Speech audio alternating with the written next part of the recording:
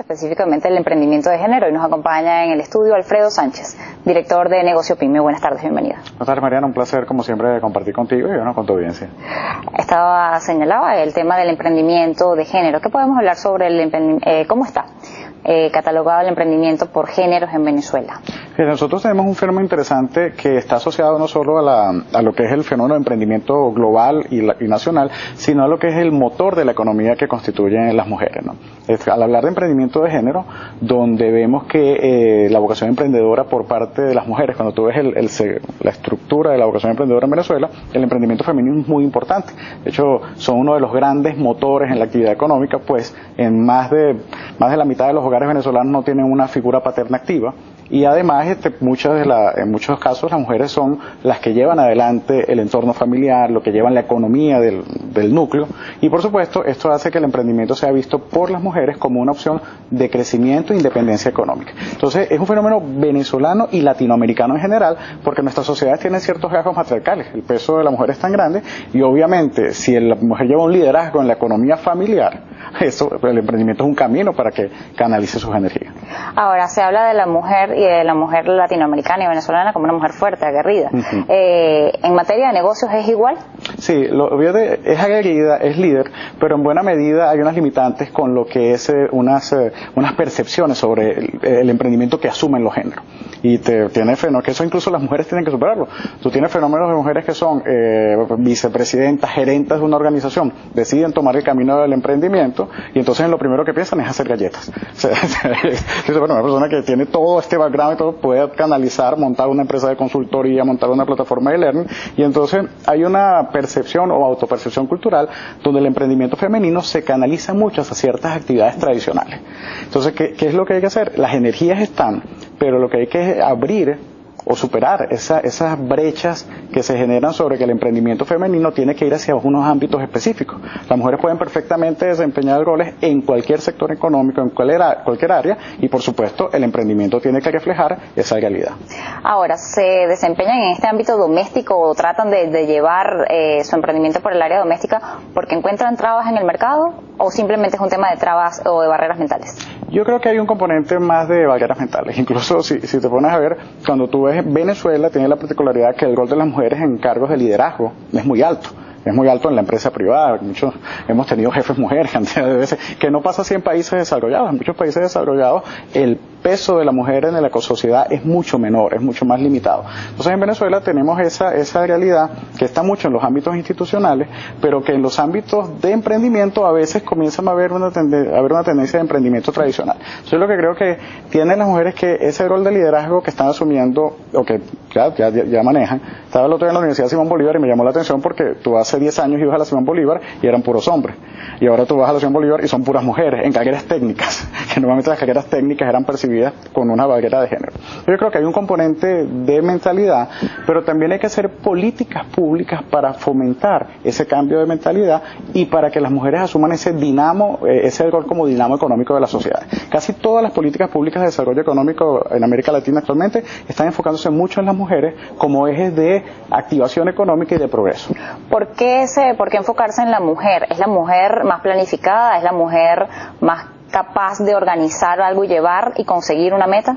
Sí, a lo mejor el gremio masculino van a mandar unos tuitos o algo, pero lo que se ha visto es que el manejo de la economía familiar o la experticia en el manejo de la economía familiar combinada con la actividad profesional genera un impacto mucho mayor en la sociedad. Entonces, incluso muchos de los programas sociales se canalizan a través de mujeres porque se asume que el manejo va a ser más eficiente. Entonces, hay un componente cultural, un componente de responsabilidad hacia el núcleo familiar que por supuesto el emprendimiento es una forma de poderlo canalizar.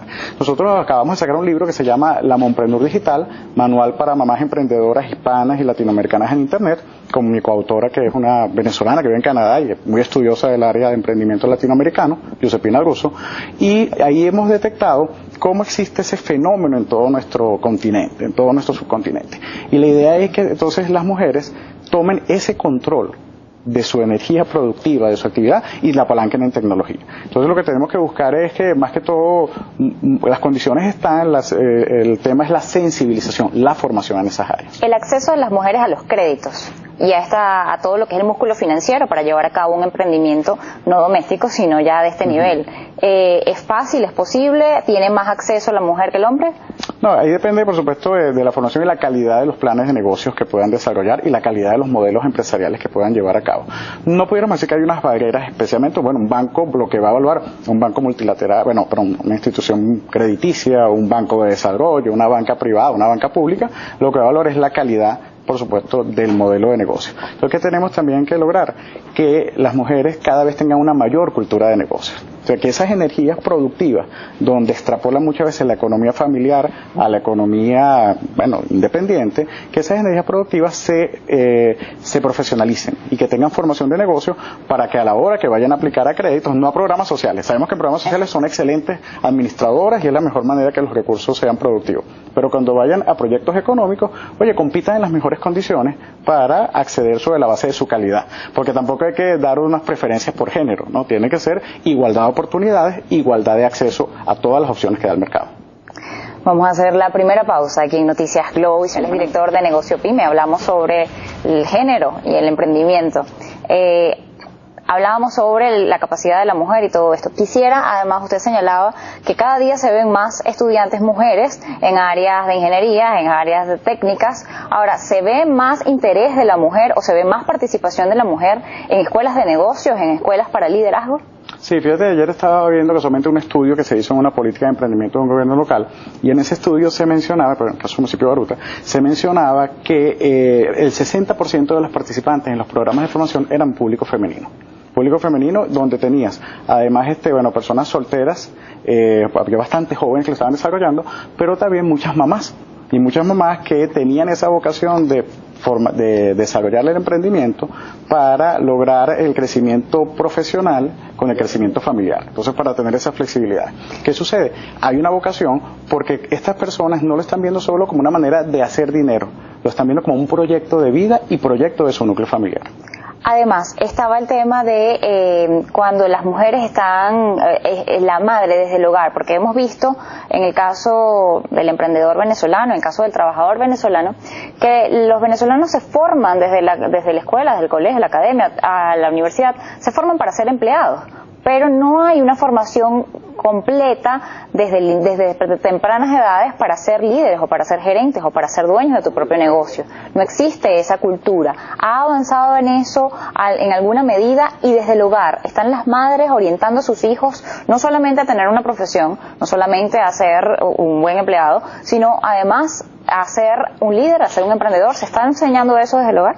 Yo diría que el sistema educativo formal se ha quedado rezagado. Nuestras universidades no están dando oficialmente o formalmente las carreras o dando, por supuesto, el pensum que responde a esta necesidad. Pero la sociedad misma está dando opciones. Entonces, si bien nuestro sistema educativo formal se ha quedado rezagado, hay todo un movimiento por ONGs, por universidades, por gobiernos locales, por distintas instancias, fundaciones, que están promoviendo esta iniciativa. Incluso que las mismas universidades a lo mejor no están en los currículums de las universidades, pero están creando centros emprendedores. ¿Qué tenemos que hacer? Que el sistema educativo formal, en todos sus niveles, educación base, primaria, secundaria, educación universitaria, comience a dar esas herramientas para potenciar esas energías. Entonces, hay un fenómeno donde la sociedad ha desbordado al sistema regular de educación y también, como la misma sociedad la ha desbordado, es también porque viene del hogar. La percepción generalizada es que a través de mecanismos independientes puedo lograr mayor crecimiento económico y profesional. Y por supuesto, eso que está tan presente en los núcleos familiares, los niños lo moldean. Ya esta generación que estamos teniendo de jóvenes, de niños, están viendo a sus papás, a sus padres asumiendo roles independientes. Y eso evidentemente los permea a que la vocación hacia el emprendimiento sea mucho más alta. Cuando yo estudiaba, cuando yo estaba en la universidad, nadie me hablaba de plan de negocio, utilidad, estructura de costos. Nosotros tenemos que aprender a punta de ensayo y error. Todas estas generaciones ya desde el bachillerato, ya de alguna manera, o formalmente o informalmente, le llegan estos conceptos. Y esto evidentemente tiene que tener impacto en lo que es la economía venezolana en un futuro. Lo que debe ser perfeccionado. Exacto, debe darse una formalidad, debe verse como una política pública, además de desarrollo económico, que esté desde las más altas esferas del Incluirse Estado. En los currículos académicos. Incluirlo en los currículos y que la sociedad además, no como se está haciendo en muchos casos actualmente, que es como aislado. Un clamor de la sociedad puede responder a esa demanda de la vocación emprendedora, pero que haya un acuerdo nacional en el tema. Y ese acuerdo nacional en el tema tenga a los gobiernos, empresa privada, academia, ONG, para, por supuesto, dar respuestas efectivas y con impactos reales. Tengo que hacerlo Visión Economía. Estamos conversando con Alfredo Sánchez, él es director de Negocio Pyme. Estábamos hablando sobre el emprendimiento.